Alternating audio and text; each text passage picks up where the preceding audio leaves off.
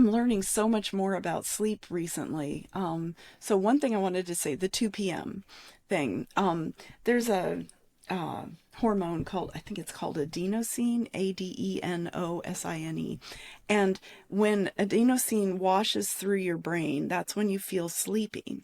And one of the things about human beings is we are we're very rhythmic, right? So there's Yeah. rhythms of life, like there's sleep and there's awake, right?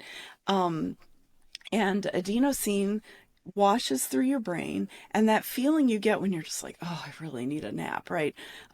That is probably because adenosine is washing through your brain. What happens is it washes through your brain, and then your brain filters it out, but that's how you clean up all the mess that's getting made by just being a brain navigating the world. And Hmm. so sleep is how we clean our brain up, organize everything. So sleep is super, super important for that.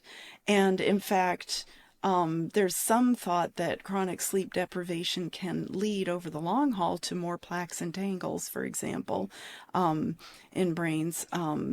And so anyway, that's thing one. So and people getting sleepy like right after lunchtime or so, that's actually one of those natural cycles. So if you look at cultures like Greece or Spain, you'll find that many cultures have an afternoon nap Hmm. built into their day, like a Yeah. siesta, right?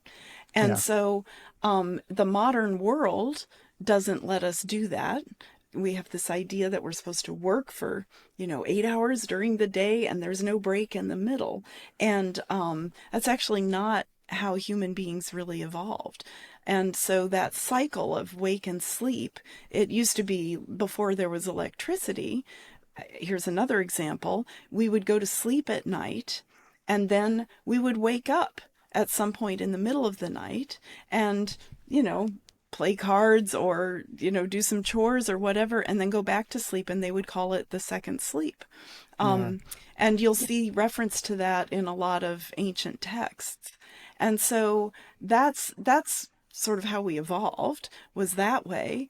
And then but then electricity came along and we could keep things light and bright and keep doing stuff. And so we compressed our sleep schedules, but our bodies evolved in an older world. And so we're trying to force our bodies into that, and it may not work for our bodies. That's one thing I wanted to say. Second thing is that people have different, what are called chronotypes. And it turns out that that stuff is genetically determined. Hmm. So I myself am a night owl. I tend to get my best work done between about 10 p.m. and 1 a.m. That's really kind of my best time of day. Again, the world is not designed for people like me. Yeah. And, if I want to work in a company or whatever, like I've got to be up and ready to go at 8:30 and doing work, whether I was up from 10 to 1 or not. And Yeah. so I'm having to force my body I have to force myself to go to sleep early, which is not my natural rhythm, and wake up earlier than I would if I were doing my natural rhythm. And I remember when I was in grad school, a friend of mine said, um, she was a morning person and she had a son. And I said, Liz, how are you such a morning person? That's amazing. I wish I were a morning person. And she said, oh, you have kids and you become a morning person. So I thought, oh, great, great. So when I have kids, I'll become a morning person. And my husband, by the way, is also a night owl like me. Yeah. And it was one of the things that bonded us together. Note to others, somebody needs to be a morning person in your house. Because otherwise it's very hard to get out of bed in the morning. But anyway, so we had kids, and guess what? I'm still a night owl. I really am. Yeah. And we also shift. Our sleep schedules shift as we age.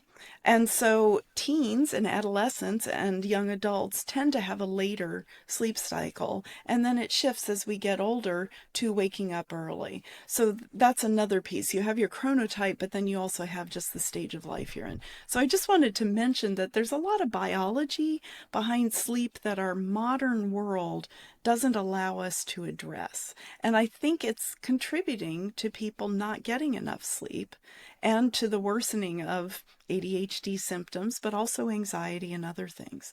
So Yeah. I just wanted to mention that because I do think it's important.